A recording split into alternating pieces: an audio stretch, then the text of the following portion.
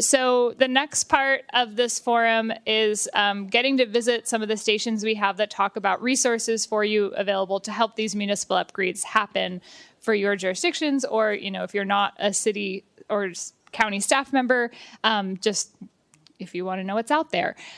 So we're going to do a quick pitch for everyone of kind of what they're going to be talking about so that you have a little bit of an idea of which stations you want to go to. So first we have the Energy Efficiency and Electrification Station, which will be kind of right here. And it looks like who's going to come up from Wildan for a minute. Okay. So my name's Jerica. I'm the account manager for the PG&E GK12 program. My colleague here is Lance Kincaid. He is our principal engineer, so we're both here to answer any questions. You'll notice that our booth says Wildan. That is because we are the implementer for the PG&E GK through 12 program, and we focus on energy efficiency services for retrofits mainly. So heat pump water heaters are a very large incentive that we can provide. It's a turnkey direct install program, so if that is something that is of interest, please let us know. We also have some references in the room too. We've done a lot of work for County of Contra Costa, Oakland, and as well as Elliott and Sonoma. So if you would like testimonials, feel free to speak with them as well. Thank you.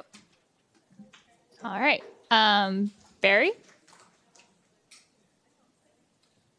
Hi, the San Francisco Environment Table over there, manned by Nick Kashner, will be just talking about our combination of policies and activities that we think are a replicable model. So it's more of a internal program rather than the program we want you to enroll in with us. But it really looks at the life cycle of equipment and buildings and how we can leverage existing investment in infrastructure and track progress over time. So love to talk with you about it. Okay. Then in the back, we'll have our electric vehicle kind of station, although I think some of those folks might talk about more than just EVs, but it looks like PG&E. Hello, my name is Dean Kunish. I'm with Pacific Gas and Electric Company. I see a lot of familiar faces in the room. Raise your hand if you've participated in one of our EV programs. Look around, look around. So thank you so much for your participation. PG&E has executed on half a dozen EV programs in the last 7 years. Our largest program is our EV fleet program. That is electrifying 7,000 vehicles. So that program is nearing the end. We're starting to waitlist customers. Very successful program. I brought a colleague of mine along. Jacob, do you want to jump up and down? Raise your hand. All right. He can help you get on that program, but I'm here to talk to you about our EV Advisor program. So as an outcome of doing all of these programs, one of the things that we've realized is that the people that we're working with have never done this before. They're sustainability managers, they're facility managers, they're transit managers, they're public works. And the person who electrified their buildings 50 years ago is long gone. And so the only person they have to turn to is salespeople. And let me tell you, the salespeople sometimes, they want to sell you something that maybe you don't need, or maybe they don't have all of the information in mind for what you need to build out your fleet. So we have this new EV advisory service available. It is free to all PG&E business customers. We will help you on your journey. We'll give you one-on-one support, and we'll get you to the point of execution, right? To get your site up and running.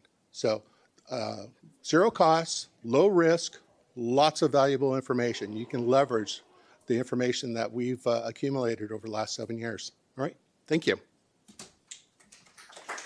Communities in charge. Hi, y'all. My name is Nick Klein. I'm here on behalf of Communities in Charge. I'm with CalSTART.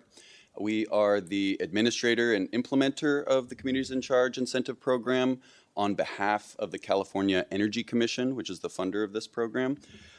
We provide incentives, rebates for level 1 and level 2 EV chargers.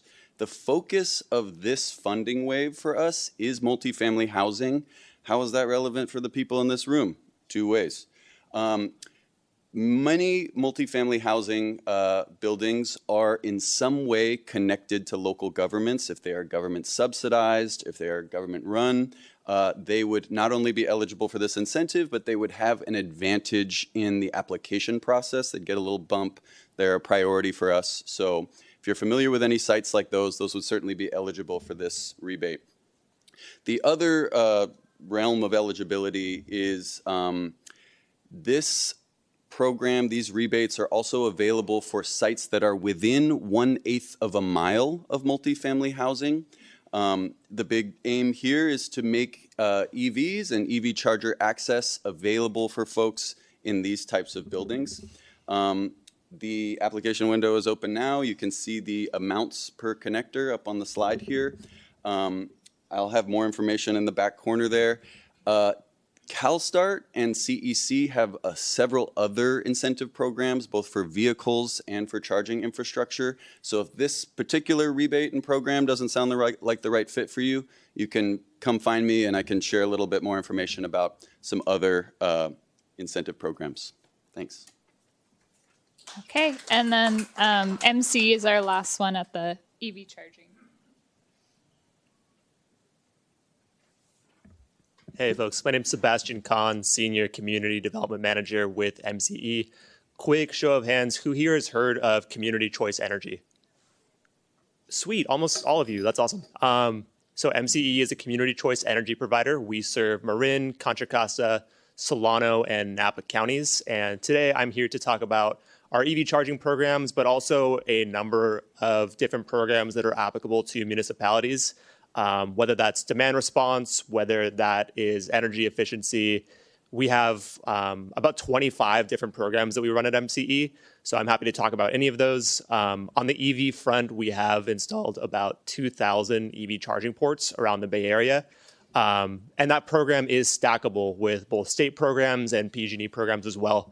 So feel free to stop by my table. One last plug, I do have tote bags with me. I would prefer not to go all the way back home with them, so please come take a tote bag. Thank you. Great. Then we also have a resilience station, which is over by Adam. Say, wave hi, Adam. Okay, so PG&E? Hi, everybody. I'm Andrea Schumer, and I'm just here to talk about our community microgrid programs. My role is to administer some of the early stages of the program to essentially assess whether or not you're eligible to participate in the program. So I'm not going to go into a lot of details right now, but come see me and I can check and see if you have eligibility. Just a couple of call-outs. These are multi-customer microgrids for resilience purposes. So they provide backup when the greater grid is down. So it's to keep critical facilities energized. So 2 criteria for eligibility: 1, to be in a disadvantaged or vulnerable community, and 2, to be in an area with a high outage risk. So if you think your community meets those 2 criteria, then come see me and we'll talk shop. I'll be happy to help. All right, we'll move the bells. All right, Sean. Good morning, everyone. Thanks so much for coming out. I'm Sean Yora. In addition to helping organize some of these quarterly forums with our great county representatives, I also lead BayREN's new Integrated Energy Services program, which serves local governments and special districts across the Bay Area. This is a no-cost technical assistance services that we offer, and it's comprised of 2 key services. So we have a energy concierge service, which basically connects local government staff with, we basically have done the research for you to look at all the existing programs that are out there, from PG&E, from the CCAs, from regional and state agencies, and we can look at what projects you're trying to do for your municipal buildings and help you find the right programs and provide some application assistance as well. We also have office hours on a monthly basis, so feel free to pop in. We have one tomorrow. This is open to any local government staff to, ask questions about some of these programs, about some of the BayREN programs, and just get your questions answered, really. And then Finally, we have our energy road mapping service, which is really about long-term energy planning for your municipal buildings. So we provide technical and engineering assistance to develop customized energy roadmaps for those specific sites.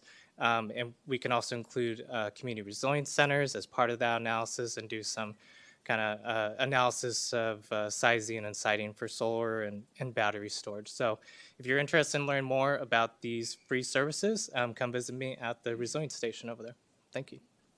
All right. And our last station, that was a really fancy transition, is our, I thought I wrote questions down over there. Oh, okay. That's okay. So that one should be our energy, our general technical assistance and financing station. And so PG&E.